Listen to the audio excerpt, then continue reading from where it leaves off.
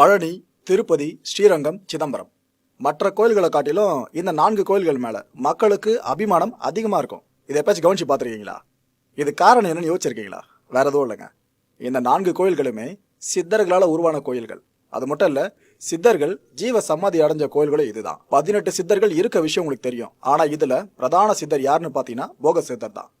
திருமூலர் காலத்தை சேர்ந்தவர் தான் இந்த போகர். இவரு கிமு 5ஆம் நூற்றாண்டுல வாழ்ந்ததா சொல்லப்பட்டு இருக்கு. இவர் எதுதான் நிபுணத்துவம் வாய்ந்தவர் தெரியுமா? சித்த மருத்துவம், விஞ்ஞானம், ரசவாதம், காயக்கற்ப முறை, யோகா, இது எல்லாத்துலயும் கடைசி வரைக்கும் பிரசித்தி பெற்றவரா திகழ்ந்தவர் தான் போகர் சித்தர். பழனி முருகன் கோயில்ல இருக்க சிலையை பத்தி உங்களை எத்தனை பேர் தெரியும்னு தெரியல. அது சாதாரண சிலை கிடையாதுங்க, நவ பாஷான சிலை. பாஷாணம், இதுலயே ஒரு அர்த்தம் உங்களுக்கு புரிஞ்சிருக்கும். விஷயம் இருக்குல்ல, அது ஒட்டுமொத்த கூட்டு கலவை தான் அந்த சிலையோட ஒட்டுமொத்த அம்சமே. இந்த சிலையை செஞ்சது வேற யாருமே கிடையாது, இதே போகர் சித்தர் தான். எல்லா நோய்களுக்கும் ஒரே மருந்து இருந்தா எப்படி இருக்கும்? போகருக்கு இந்த ஒரு யோசனை உதிச்சுது. இதன் காரணமா தான் இந்த சிலையை அவரு வடிவமைச்சிருந்தாரு. பழனி மலையில கடுமையான தவம் இருந்த போகருக்கு முருகப்பெருமன் காட்சி அளிச்சதா இப்ப இருக்க சொல்லப்படுது. காட்சி அளிச்ச முருகன் இந்த சிலையை எப்படி செய்யணும், இதை எப்படி பிரதிஷ்டை பண்ணணும், இது சம்பந்தமான எல்லா விதமான காரிய சக்தி உபாயத்தையும் போகருக்கு சொல்லி கொடுத்தாராம். இதன் மூலமா தான் அந்த சிலையை வடிக்கிற ப்ராசஸ் இவர் ஆரம்பிச்சாராம். அதுவும் அறிவியல் அந்த காலகட்டங்களில் இருந்தா எப்படி இருந்திருக்கும்? மெய்ஞானம் பேசுற காலகட்டத்துல விஞ்ஞானம் இருந்ததா எப்படி இருந்திருக்கும்? இந்த ப்ராசஸ் அப்படிதாங்க நடந்துச்சு. புலிப்பாணி சித்தர், இவர் பேரை பல பேரும் கேள்விப்பட்டிருக்க மாட்டீங்க. ஆனா போகரோட சீடர்களே முக்கியமான நபர் இந்த புலிப்பாணி சித்தர் தான். இவருக்கு இந்த பேரை வர காரணம் என்னன்னு பாத்தீங்கன்னா, புலி மேல அமர்ந்தபடியே தான் இவரு பல பேருக்கும் சித்த மருத்துவம் பார்த்துக்கிட்டு இருந்தாராம். இவர் எங்க போறதா இருந்தாலும் வரதா இருந்தாலும் சரி, புலி இல்லாம இருக்கவே மாட்டாராம். இது இவருக்கு அடையாளமா மாறினதாலேயே எல்லாரும் இவரை புலிப்பாணி சித்தர் தான் கடைசி வரைக்கும் அழைச்சிட்டு இருந்தாங்களாம். இந்த நவபாஷான சிலை செய்யற ப்ராசஸ் இருக்குல்ல, இதுல போகர் அவர்கள் என்னென்ன உத்தரவுகள்லாம் பிறப்பிக்கிறாரோ அது எல்லாத்தையும் செயல்முறைப்படுத்துறதுதான் இந்த புலிப்பாணி சித்தரோட தலையாய பணியே. இவர் என்ன பண்றாரு, ஒரு டீமை ஃபார்ம் பண்றாரு. அந்த டீமுக்கு பார்த்தீங்கன்னா போகர் ஹெட்னு தெரிஞ்சிடுச்சு. இவருக்கு அடுத்த இடத்துல இருக்கவர் புலிப்பாணி சித்தர். இவருக்கு கீழே கிட்டத்தட்ட 81 உபசித்தர்களை வரவழைக்கிறாரு. வரவழைச்சு 9 வருஷங்கள் வரைக்கும் 4448 மூலிகைகளை சேர்த்து 81 பாஷாணங்களை செய்யறாங்க. இதை செஞ்சு முடிச்சுட்டு 9 கலவைகளை அதை பிரிக்கிறாங்க. இந்த மிக்சர்ஸ் சொல்லுவோம் பாத்தீங்களா, அது மாதிரி 9 கலவையா பிரிக்கிறாங்க.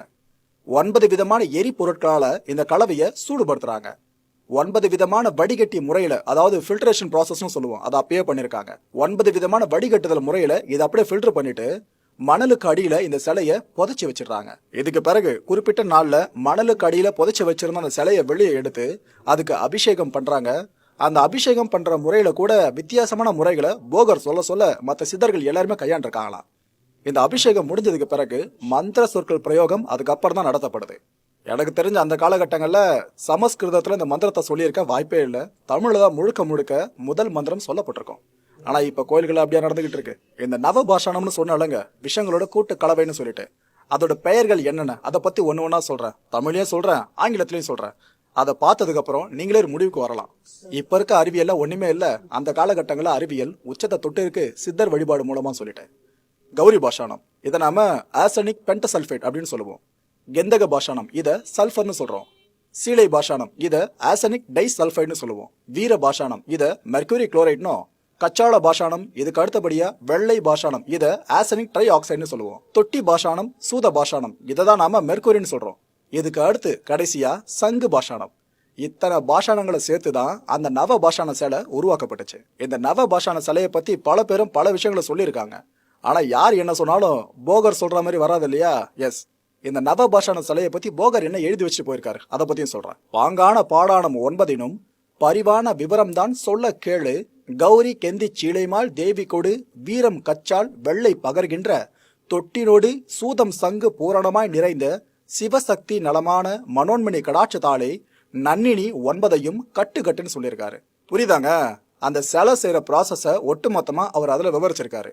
ரொம்ப ரொம்ப ரொம்ப கிறிஸ்பா சொல்லியிருக்காரு. ஆனா இதை தேடி படிச்சீங்கன்னா நிறைய விஷயங்கள் நீங்க தெரிஞ்சுக்கலாம். ஓகே, உலகத்துல இந்த ஒரே ஒரு நவபாஷாண சிலை மட்டும் தான் இருக்காப்பா அப்படின்னு யாருன்னா கேட்டீங்கன்னா கிடையாதுங்க. கால பைரவர் சிலை ஒன்றும் கூட அந்த காலகட்டங்களில் செய்யப்பட்டிருக்கு நவபாஷாணத்தாலேயே. ஆனால் என்ன தெரியுமா பிரச்சனை? இந்த ப்ராசஸ் நிறைய இருக்கு பாருங்க. ஃபில்ட்ரேஷன் மெத்தடா இருக்கட்டும், வடிகட்டுற முறை, அதை எரியூட்டல் பண்ற முறை, இது எல்லாத்துலயுமே ஒரு இம்மி பெசகாம கரெக்டா ப்ராசஸ் நடக்கணும்.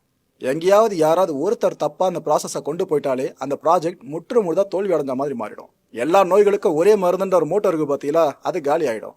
இந்த சிலையே உங்க உயிரை எடுக்க வல்ல சிலையா மாறிடும். அப்பேற்பட்ட வகையில பழனி முருகன் சிலைக்கு அடுத்தபடியா கால பைரவர் சிலை ஒன்றும் நவ பாஷாணத்தால செய்யப்பட்டுச்சு. ஆனா என்ன பிரச்சனைனா இதை தொட்டு வழிபட முடியல. சிலையை செஞ்சு முடிச்சிட்டாங்க, ஆனா தொட்டு வழிபட முடியாம போயிடுச்சு. எவ்வளவு கஷ்டமா உங்களுக்கு இருந்திருக்கும் இந்த படைப்பாளிகளுக்கு, யோசிச்சு பாருங்க. ஏன்னா எல்லாருமே போகர் ஆயிட முடியாது இல்லையா, அவருக்கு அந்த ப்ராசஸ் அவ்வளோ தெரிஞ்சிருக்கு.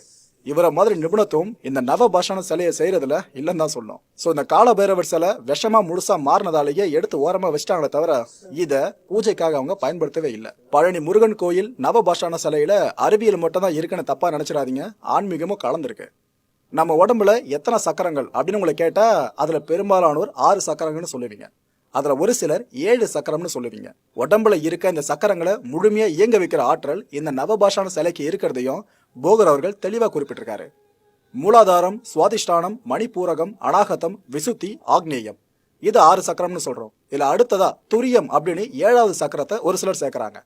இதுல மூலாதாரம் அப்படின்றது ஓங்காரத்தையும், சுவாதிஷ்டானம் நிலத்தையும், மணிப்பூரகம் நீரையும், அநாகதம் நெருப்பையும், விசுத்தி காற்றையும், ஆக்னேயம் ஆகாயத்தையும் குறிக்குது. இதுல 7வது சக்கரம் இருக்கு பாருங்க, துரியம் அப்படின்ற சக்கரம். ஒட்டுமொத்த இந்த 6 சக்கரங்கள் இருக்குல்ல, இதுக்கான வாயில குறிக்கிற மாதிரி அமைஞ்சிருக்கு. இது தலைக்கு மேல ஞானப்பீடம் இருக்குல்ல, அந்த சக்கரமாவும் கருதப்படுது. இந்த சக்கரங்களை நம்மளோட உடம்புல சீரா வச்சிருந்தாலே போதும், எந்த பிணியும் நம்மள அண்டாதுன்னு சொல்லுவாங்க. இதுக்கு ஏத்த மாதிரியே தான் அந்த நவ பாஷான சிலை வடிவமைக்கப்பட்டிருக்கு. அதை பிரதிஷ்டை பண்றது மூலமாவே உடம்புல இருக்க இந்த சக்கரங்களை செம்மையா வச்சிருக்கலான்னு தான் போகர் அப்பவே ஆழமா நம்பி இருக்காராம். ஓகே, போகர் எப்படி நவ பாஷான சிலையை செஞ்சாரு அந்த ப்ராசஸ் ஃபுல்லா பார்த்துட்டோம். அடுத்தபடியா யார் இந்த போகர்? இவர் இங்க மட்டும் தான் இருந்தாரா, வேற்று நாடுகளுக்கும் போனாரா, அதை பத்தியும் பார்க்கலாம். காலங்கிநாதர் இவரு போகரோட குருங்க. இவரோட சீடரா திகழ்ந்த போகர் அவர் என்ன சொன்னாலும் கண்ணை மூடிக்கிட்டு அப்படியே செய்வாராம். குரு பக்தியில போகரை மிஞ்சத்துக்கு இப்போ வரைக்கும் ஆளே இல்ல. ஒரு டைம்ல காலங்கிநாதர் என்ன பண்றாரு, இது போல சீனாவுக்கு போ அப்படின்னு இவருக்கு கட்டளை பிறப்பிச்சிருக்காரு. குரு வார்த்தையாச்சு தட்ட முடியாதுல, இவரும் கிளம்பி சீனாவுக்கு போறாருங்க. அந்த மண்ணுக்கு கிட்டத்தட்ட 12,000 ஆண்டுகள் வரைக்கும் போகர் சீனால வசிச்சிருக்காராம். 12,000 ஆண்டுகள்.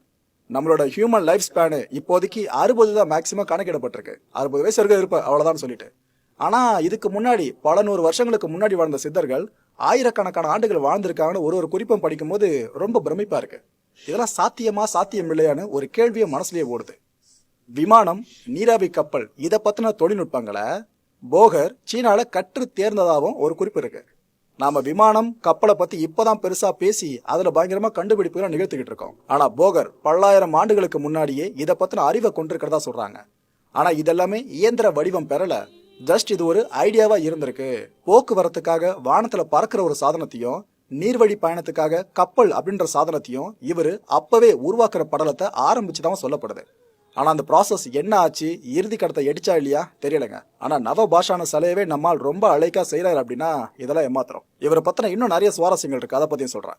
கூடு விட்டு கூடு பாயிற வித்தையில இவர் அடிச்சுக்க ஆளே கிடையாதான். இந்த ஒரு உடம்புல இருந்து ஆன்மாவை பிரிச்சு இன்னொரு உடம்புக்குள்ள இறக்குவாங்க. இதைதான் கூடு விட்டு கூடு பாயிருதுன்னு சொல்லுவாங்க. இது ஒரு சித்து விளையாட்டு மாதிரி. இந்த விளையாட்டுல ஆதிக்கம் செலுத்தின சித்தர் தான் போகர். மாந்திரிகம் செய்யற முறைய உலகத்துக்கு கொடுத்தது வேற எந்த சித்தரும் கிடையாது, இதே போகர் சித்தர் தான். ஆனா இவர் இதை கண்டுபிடிச்சிருக்க நோக்கம் எதிரி நாடுகளை அச்சுறுத்துறதுக்காக. ஆனா இங்க என்ன நடந்துகிட்டு இருக்கு இப்போ வரைக்கும், மாந்திரிகம் அப்படின்ற விஷயம் நல்லவங்களை துன்புறுத்துறதுக்கும் அதிகமா பயன்படுத்தப்பட்டுக்கிட்டு இருக்கு.